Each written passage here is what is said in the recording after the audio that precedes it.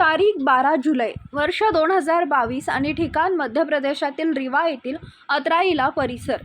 रात्रभर पडणारा पाऊस आता पूर्णपणे थांबला होता। दमट हवामानात बहुतांश लोक घरातच होते। रस्त्यावर फारच कमी हालचाली होत्या। तेवढ्यात घरातून मोठमोठ्याने किंचाळण्याचा आवाज येतो। लोक घरातून बाहेर पडतात आणि आश्चर्याने आजूबाजूला पाहतात। किंचाळण्याचा आवाज पुन्हा ऐकू येतो। जिथून आवाज ऐकू येत होता तिथून लोकांची पावलं घराकडे धावतात। घराचा दरवाजा आतून उघडा होता आणि आरडाओरड चालूच होता। जणू कोणाला तरी अत्यंत क्रूरपणे वागवलं जातंय असं वाटत होतं। आजूबाजूचे काही लोक दरवाजा ठोठावतात, पण बराच वेळ वाट बघूनही कुंडी उघडत नाहीत। जोपर्यंत काही लोक काही पोलिसांना फोन करतात तोपर्यंत परिसर सायरनच्या आवाजाने गुंजतो।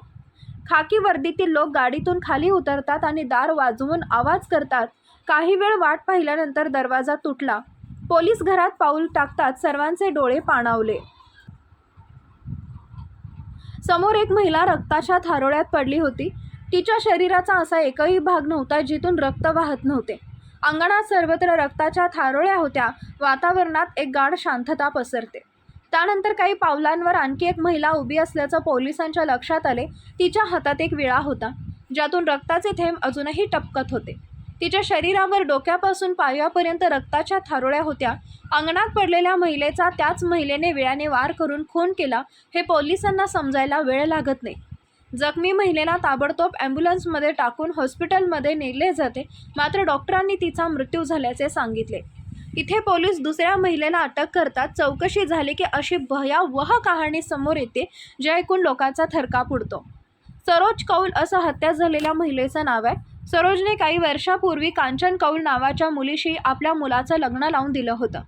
कुटुंबात नवीन सून आल्याने घरातील सर्वजण आनंदी होते। सुरुवातीला सर्व काही ठीक होतं, मात्र काही दिवसांनी सासू सासरे यांच्यात छोट्या छोट्या गोष्टीवरून वाद होऊ लागले। हा वाद इतका वाढला की सासू सुनेच्या भांडणाचा आवाज आजूबाजूच्या लोकांना ऐकू आला नाही असा एकही दिवस गेला नाही। 12 जुलै रोजीही दोघांमध्ये काही कारणावरून जोरदार भांडण झालं। त्या दिवशी कांचनचा नवरा काही कामानिमित्त बाहेर गेला होता। भांडण सुरू असताना कांचनला इतका राग आला की तिने घरात पडलेला विळा उचलला आणि सासूवर हल्ला केला।